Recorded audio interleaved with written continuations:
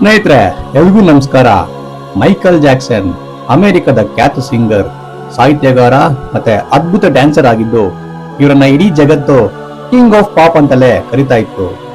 ಇವರು ತಮ್ಮ iconic ಮೂನ್ವಾಕ್ steps ಮತ್ತೆ ಥ್ರಿಲ್ಲರ್ ನಂತಹ ಸೂಪರ್ ಹಿಟ್ ಆಲ್ಬಮ್ಸ್ ಮೂಲಕ ಗ್ಲೋಬಲ್ ಮ್ಯೂಸಿಕ್ ಇಂಡಸ್ಟ್ರಿಯಲ್ಲಿ ಹೊಸ ಕ್ರಾಂತಿಯನ್ನೇ ಸೃಷ್ಟಿ ಮಾಡಿದವರು.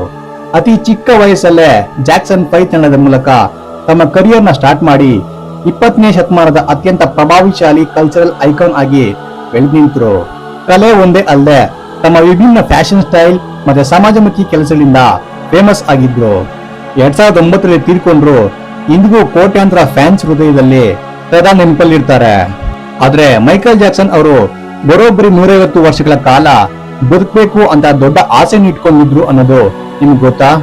ಹೌದು, ಈ ಸುಂದರ ಜಗತ್ತಲ್ಲಿ ದೀರ್ಘಕಾಲ ಬಾಳ್ಬೇಕು ಅಂತ ಅವರು ಏನೆಲ್ಲ ಸರ್ಕಸ್ ಮಾಡಿದ್ರು ಅನ್ನೋದೇ ಇಂದಿನ ಸ್ಟೋರಿಯ ಹೈಲೈಟ್ ಆಗಿರುತ್ತೆ. ಅವರ ಈ ಕನಸನ್ನು ನನಸು ಮಾಡ್ಕೊಳ್ಳೋದಕ್ಕೆ ಅವರು ಅನುಸರಿಸಿದ ಲೈಫ್ ಸ್ಟೈಲ್ ನಿಜಕ್ಕೂ ಯಾರಿಗಾದ್ರೂ ಮೈ ಜುಮ್ ಅನ್ಸುತ್ತೆ. ಪಾಪ್ ಲೋಕದ ಅಧಿಪತಿಯಾಗಿದ್ದ ಇವರು ಅಷ್ಟೊಂದು ವರ್ಷ ಬದುಕೋದಕ್ಕೆ ಪ್ರತಿಯೊಂದು ಹೆಜ್ಜೆಯನ್ನ ಅಲ್ದು ತೂಗಿ ಇಡ್ತಾ ಇದ್ರು. ವಿಜ್ಞಾನ ಮತ್ತೆ ಮೆಡಿಕಲ್ ಲೋಕದ ಪ್ರತಿಯೊಂದು ಸೌಲಭ್ಯವನ್ನ ಅವರು ತಮ್ಮ ಸ್ವಂತಕ್ಕೆ ಬಳಸ್ಕೊಳ್ಳೋದಕ್ಕೆ ಮುಂದಾಗಿದ್ರು. ಆದ್ರೆ ವಿಧಿಯ ಆಟ ಬೇರೆನೇ ಆಗಿತ್ತು. ಈ ವಿಡಿಯೋದಲ್ಲಿ ಇದರ ಬಗ್ಗೆ ಹೆಚ್ಚಿನ ಮಾಹಿತಿಯನ್ನ ತಿಳ್ಕೊಳ್ಳೋಣ ಬನ್ನಿ. ಸ್ನೇಹಿತರೆ, ಜಾಕ್ಸನ್ ಅವರು ತಮ್ಮ ಹೆಲ್ತ್ ಕಾಪಾಡಿಕೊಳ್ಳೋದಕ್ಕೆ ಸಣ್ಣ ಪುಟ್ಟ ಡಾಕ್ಟರ್ ಅಲ್ಲದೆ ದೊಡ್ಡ ಎಕ್ಸ್ಪರ್ಟ್ ಟೀಮ್ ಅನ್ನ ಹೊಂದಿದ್ರು. ಸುಮಾರು 12 ಜನ ಪರಿಣಿತ ವೈದ್ಯರ ತಂಡ ಅವರ ಹೆಲ್ತ್ ಅನ್ನ ಪ್ರತಿದಿನ ಅಬ್ಸರ್ವ್ ಮಾಡ್ತಾ ಇತ್ತು. ಈ ಮೆಡಿಕಲ್ ಟೀಮ್ ಮೈಕಲ್ ಜಾಕ್ಸನ್ ಅವರ ಬಾಡಿಯ ಪ್ರತಿಯೊಂದು ಇಂಚ್ ಅನ್ನು ಸ್ಕ್ಯಾನ್ ಮಾಡ್ತಾ ಇದ್ರು. ಅವರ ತಲೆ ಕೂದಲಿಂದ ಹಿಡಿದು ಕಾಲಿನ ಉಗುರಿನವರೆಗೂ ಎಲ್ಲವೂ ಪರ್ಫೆಕ್ಟ್ ಆಗಿದೆಯೇ ಅಂತ ಚೆಕ್ ಮಾಡ್ತಾ ಇದ್ರು. ಪ್ರತಿದಿನ ಅವರ ಬೆಡ್ ಪಕ್ಕದಲ್ಲಿಯೇ ಎಮರ್ಜೆನ್ಸಿ ಮೆಡಿಕಲ್ ಎಕ್ವಿಪ್ಮೆಂಟ್ ಇರ್ತಾ ಇತ್ತು. ಅಂದ್ರೆ ನೀವು ಇಮ್ಯಾಜಿನ್ ಮಾಡ್ಕೊಳ್ಳಿ ಅವರ ಮೆಡಿಕಲ್ ಫೆಸಿಲಿಟಿ ಯಾವ ರೇಂಜ್ ಇತ್ತು ಅಂತ. ಅವರ ಡಯಟ್ ಚಾರ್ಟ್ ಅನ್ನ ಈ ವೈದ್ಯರ ಪ್ರತಿಯೊಂದು ಸಲನೂ ಫೈನಲೈಸ್ ಮಾಡ್ತಾ ಇದ್ರು. ಏನಾದ್ರೂ ಸಣ್ಣ ಇನ್ಫೆಕ್ಷನ್ ಇದ್ರು ತಕ್ಷಣನೇ ಅದಕ್ಕೆ ಹೈ ಲೆವೆಲ್ ಟ್ರೀಟ್ಮೆಂಟ್ ಕೊಡೋದಕ್ಕೆ ಈ ತಂಡ ರೆಡಿ ಆಗ್ತಿತ್ತು. ಯಾವುದೇ ಕಾರಣಕ್ಕೂ ಮೈಕಲ್ ಜಾಕ್ಸನ್ ಆಯುಸ್ಸು ಕಡಿಮೆ ಆಗ್ಬಾರ್ದು ಅನ್ನೋದು ಈ ತಂಡದ ಮುಖ್ಯ ಉದ್ದೇಶ ಆಗಿತ್ತು. ಇಷ್ಟೆಲ್ಲ ಸೌಲಭ್ಯಗಳ ನಡುವೆ ಅವರು ಅನುಭವಿಸ್ತಾ ಇದ್ದ ಮಾನಸಿಕ ಒತ್ತಡ ಮಾತ್ರ ಯಾರಿಗೂ ಗೊತ್ತಿರಲಿಲ್ಲ. ಆದ್ರೂ ಜಾಕ್ಸನ್ ಅವರು ತಮ್ಮ 150 ವರ್ಷಗಳ ಟಾರ್ಗೆಟ್ ಮೇಲೆ ಕಾನ್ಸಂಟ್ರೇಟ್ ಮಾಡ್ತಾನೆ ಇದ್ರು. ಸ್ನೇಹಿತರೆ, ನೀವು ಮೈಕಲ್ ಜಾಕ್ಸನ್ ಅವರ ಫೋಟೋಗಳನ್ನ ನೋಡ್ತಿದ್ರೆ ಅಲ್ಲಿ ಒಂದು ವಿಚಿತ್ರವಾದ ಗ್ಲಾಸ್ ಟ್ಯೂಬ್ ಕಾಣಬಹುದು. ಆ ಕಾಲದಲ್ಲೇ ಜಾಕ್ಸನ್ ಅವರು ಒಂದು ಆಕ್ಸಿಜನ್ ಚೇಂಬರ್ ಒಳಗೆ ಮಲ್ತಾ ಇದ್ರು ಅನ್ನೋ ಸುದ್ದಿ ಫುಲ್ ವೈರಲ್ ಆಗಿತ್ತು. ಈ ಚೇಂಬರ್ ಒಳಗಡೆ ಪ್ಯೂರ್ ಆಕ್ಸಿಜನ್ ಸಿಗೋದ್ರಿಂದ ಮನುಷ್ಯ ವಯಸ್ಸಾಗುವ ಪ್ರಕ್ರಿಯೆ ಸ್ಲೋ ಆಗುತ್ತೆ. ಇದನ್ನ ಕ್ರಯೋ ಚೇಂಬರ್ ಅಂತಾನೂ ಕರೀತಾರೆ. ವಾಸ್ತವದಲ್ಲಿ ಅವರು ಬೆಂಕಿ ಅವಘಡದಿಂದ ಆದ ಗಾಯಗಳನ್ನ ವಾಸಿ ಮಾಡ್ಕೊಳ್ಳೋದಕ್ಕೆ ಈ ಚೇಂಬರ್ ಅನ್ನ ಬಳಸ್ತಾ ಇದ್ರು. ಆದ್ರೆ ಜನರ ನಡುವೆ ಅವರು 150 ವರ್ಷ ಬದುಕೋದಕ್ಕೆ ಇದರಲ್ಲಿ ಮಲಗ್ತಾರೆ ಅನ್ನೋ ಸೌಂಡ್ ದೊಡ್ಡದಾಗಿಯೇ ಇತ್ತು.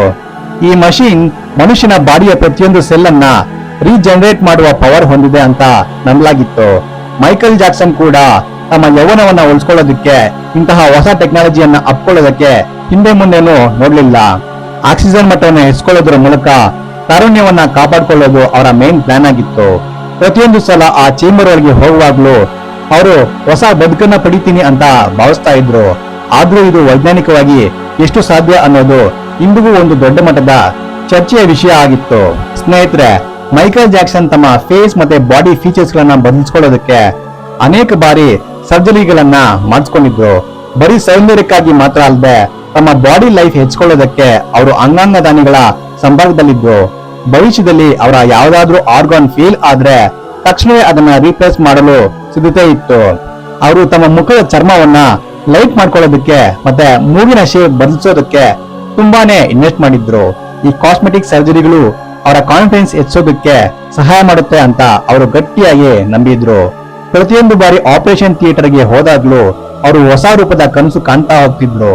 ವೈದ್ಯರು ಅವರಿಗೆ ಇದು ಡೇಂಜರ್ ಅಂತ ಹೇಳಿದ್ರು. ಜಾಕ್ಸನ್ ಯಾವುದನ್ನು ಕೇಳ್ತಾನೆ ಇರಲಿಲ್ಲ. ತಮ್ಮ ಬಾಡಿಯನ್ನ ಒಂದು ಮಷೀನ್ ತರ ಮೇಂಟೈನ್ ಮಾಡೋಕೆ ಅವರು ಕೋಟ್ಯಾಂತರ ರೂಪಾಯಿ ಹಣ ಖರ್ಚು ಮಾಡ್ತಿದ್ರು.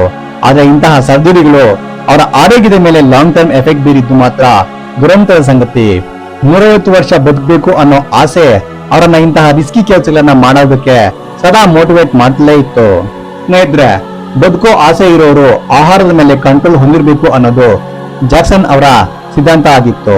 ಅವರ ಆಹಾರವನ್ನ ಪ್ರತಿಯೊಂದು ಬಾರಿಯೂ ಲ್ಯಾಬ್ ಟೆಸ್ಟ್ ಮಾಡಿದ ನಂತರವೇ ಅವರಿಗೆ ಬಡಿಸಲಾಗ್ತಿತ್ತು ಅಂತ ವರದಿಯಾಗಿದೆ. ಯಾವುದೇ ರೀತಿಯ ವಿಷಕಾರಕ ಅಂಶಗಳು ಅಥವಾ ಬ್ಯಾಕ್ಟೀರಿಯಾಗಳು ಇರದಂತೆ ಫುಲ್ ಹೈಜಿನಿಕ್ ಆಗಿ ಅಡಿಗೆ ಮಾಡಲಾಗ್ತಿತ್ತು. ಹೆಚ್ಚಾಗಿ ಆರ್ಗ್ಯಾನಿಕ್ ಮತ್ತೆ ಸಸ್ಯಾಹಾರವನ್ನ ಸೇವಿಸಲು ಅವರು ಬಯಸ್ತಾ ಇದ್ರು. ಹೊರಗಿನ ಆಹಾರ ಅಥವಾ ಜಂಕ್ ಫುಡ್ ಸೇವನೆಯನ್ನ ಅವರು ಕಂಪ್ಲೀಟ್ ಆಗಿ ಅವಾಯ್ಡ್ ಮಾಡ್ತಿದ್ರು. ಅವರ ಬಾಡಿಗೆ ಅಗತ್ಯ ಇರೋ ವಿಟಮಿನ್ಸ್ ಮತ್ತೆ ಮಿನರಲ್ಸ್ ಸರಿಯಾದ ಪ್ರಮಾಣದಲ್ಲಿ ತಿಂತಾ ಇದ್ರು. ಬಾಡಿ ಹೈಡ್ರೇಟ್ ಆಗಿರೋದಕ್ಕೆ ಸ್ಪೆಷಲ್ ವಾಟರ್ ಕುಡಿತಾ ಇದ್ರು. ಇದಕ್ಕಾಗಿ ಲಕ್ಷಾಂತರ ರೂಪಾಯಿ ಖರ್ಚಾಗ್ತಿತ್ತು. ಡಯಟ್ ಪ್ಲಾನ್ ಅನ್ನ ಅವರ ವೈಯಕ್ತಿಕ ವೈದ್ಯರು ವಾರಕ್ಕೊಮ್ಮೆ ಚೇಂಜ್ ಮಾಡಿ ಫ್ರೆಶ್ ಆಗಿ ಇಡ್ತಾ ಇದ್ರು. ಅತಿಯಾದ ವ್ಯಾಯಾಮ ಮತ್ತೆ ಸರಿಯಾದ ಆಹಾರದ ಸಮತೋಲನವನ್ನು ಕಾಯ್ಕೊಳ್ಳೋದು ಅವರ ದಿನನಿತ್ಯದ ರೊಟೀನ್ ಆಗಿತ್ತು. ಅವರ ಈ ಫುಡ್ ಹ್ಯಾಬಿಟ್ಸ್ ನೋಡಿದ್ರೆ ಎಂತವ್ರಿಗೂ ಸಹ ಆಶ್ಚರ್ಯ ಆಗ್ತಾ ಇತ್ತು. ಸ್ನೇಹಿತರೆ, ಮೈಕಲ್ ಜಾಕ್ಸನ್ ಅವರು ಹೊರಗಡೆ ಬರುವಾಗ ಯಾವಾಗ್ಲೂ ಮಾಸ್ಕ್ ಧರಿಸ್ತಾ ಇದ್ರು. ನೀವು ಗಮನಿಸಿರ್ಬೋದು. ಬೇರೆಯವರಿಗೆ ಇದು ಫ್ಯಾಷನ್ ಅಂತ ಅನಿಸಿದ್ರು ವಾಸ್ತವದಲ್ಲಿ ಅವರಿಗೆ ಸೋಂಕುಗಳ ಬಗ್ಗೆ ವಿಪರೀತ ಭಯ ಇತ್ತು. ಗಾಳಿಯ ಮೂಲಕ ಬರೋ ಯಾವುದೇ ವೈರಸ್ ತಮ್ಮ ಆರೋಗ್ಯದ ಮೇಲೆ ಪರಿಣಾಮ ಬೀರಬಾರ್ದಂತ ಅವರು ಮೊದಲೇ ಎಚ್ಚರವಾಗಿರ್ತಿದ್ರು.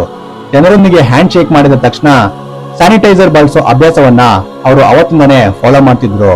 ಅವರು ಸಾರ್ವಜನಿಕ ಸ್ಥಳಗಳಲ್ಲಿ ಓಡಾಡುವಾಗಲೂ ಒಂದು ಸುರಕ್ಷಿತ ಅಂತರವನ್ನ ಕಾಪಾಡ್ಕೊಳ್ಳೋದಕ್ಕೆ ಸದಾ ಇಷ್ಟಪಡ್ತಾ ಇದ್ರು.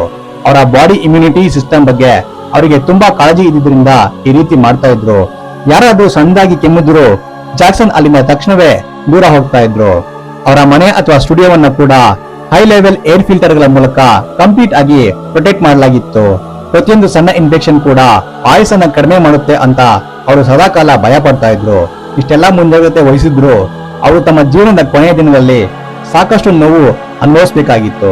ಸ್ನೇಹಿತರೆ, ದುರದೃಷ್ಟವಶಾತ್ 30 ವರ್ಷ ಬದುಕಬೇಕು ಅನ್ನೋ ಹಂಬಲ ಹೊಂದಿದ್ದ ಈ ಮಹಾನ್ ಕಲಾವಿದ ತನ್ನ 50ನೇ ವಯಸ್ಸಲ್ಲೇ ತೀರ್ಕೊಂಡ್ರು. ಅತಿಯಾದ ನಿದ್ರಾಹೀನತೆಯಿಂದ ಬಳಲುತ್ತಿದ್ದ ಅವರಿಗೆ ನೀಡಲಾದ ಪ್ರೊಪೋಫಾಲ್ ಎಂಬ ಮೆಡಿಸನ್ ಓವರ್ ಡೋಸ್ ಅವರ ಕಾರಣಕ್ಕೆ ಮುಖ್ಯ ಕಾರಣವಾಗಿತ್ತು. ಇಷ್ಟೆಲ್ಲಾ ಡಾಕ್ಟರ್ಸ್ ಮತ್ತೆ ಎಕ್ವಿಪ್ಮೆಂಟ್ಸ್ ಇದ್ರೂ ಸಹ ಜಾಕ್ಸನ್ ಅವರ ಪ್ರಾಣವನ್ನ ಯಾರೆಂದು ಉಳಿಸೋದಕ್ಕೆ ಸಾಧ್ಯವಾಗಲಿಲ್ಲ. ವೈದ್ಯಕೀಯ ಲೋಕದ ಮಿತಿಗಳನ್ನ ಮೀರಲು ಪ್ರಯತ್ನಿಸಿದ ವ್ಯಕ್ತಿ ಅದೇ ವೈದ್ಯಕೀಯ ಲೋಕದ ತಪ್ಪಿಂದ ತೀರ್ಕೊಂಡ್ರು. ವಿಧಿಯ ಆಟ ಎಷ್ಟು ವಿಚಿತ್ರವಾಗಿದೆ ಅಂದ್ರೆ ಅವರು ಅನ್ಕೊಂಡಿದ್ದೇ ಒಂದು, ಆಗಿದ್ದೇ ಇನ್ನೊಂದು. 150 ವರ್ಷದ ಕನಸು ಕಂಡ ಆ ಕಣ್ಣುಗಳು ಅಕಾಲಿಕವಾಗಿ ಮುಚ್ಕೊಂಡಿದ್ದು ಇಡೀ ಜಗತ್ತಿಗೆ ಒಂದು ದೊಡ್ಡ ಶಾಕ್ ಆಗಿತ್ತು. ಅವರ ಸಾವು ಕೇವಲ ಒಬ್ಬ ಗಾಯಕನ ಅಂತ್ಯವಾಗಿರದೆ ಒಂದು ದೊಡ್ಡ ಸಂಶೋಧನೆಯ ಅಂತ್ಯದಂತೆ ಎಲ್ಲರಿಗೂ ಆಶ್ಚರ್ಯ ಆಯಿತು. ವಿಜ್ಞಾನ ಎಷ್ಟೇ ಬೆಳೆದ್ರೂ ಸಹ ಪ್ರಕೃತಿಯ ನಿಯಮವನ್ನ ಮೀರಲು ಯಾರಿಗೂ ಸಾಧ್ಯ ಇಲ್ಲ ಅನ್ನೋದು ಇದರಿಂದ ಸಾಬೀತಾಗಿದೆ. ಮೈಕಲ್ ಜಾಕ್ಸನ್ ಅವರ ಹಾಡುಗಳು ಇಂದಿಗೂ ಶಾಶ್ವತವಾಗಿದ್ರು ಅವರ ಆ ದೀರ್ಘಾಯುಷ್ಯದ ಕನಸು ಮಾತ್ರ ಕನಸಾಗಿಯೇ ಉಳಿದ್ಬಿಟ್ಟು. ಸ್ನೇಹಿತರೆ, ಈ ವಿಡಿಯೋ ನಿಮ್ಗೆ ಇಷ್ಟ ಆಗಿದ್ರೆ ಲೈಕ್ ಮಾಡಿ, ಶೇರ್ ಮಾಡಿ ಮತ್ತೆ ಸಬ್ಸ್ಕ್ರೈಬ್ ಮಾಡಿ. ನಮಸ್ಕಾರ.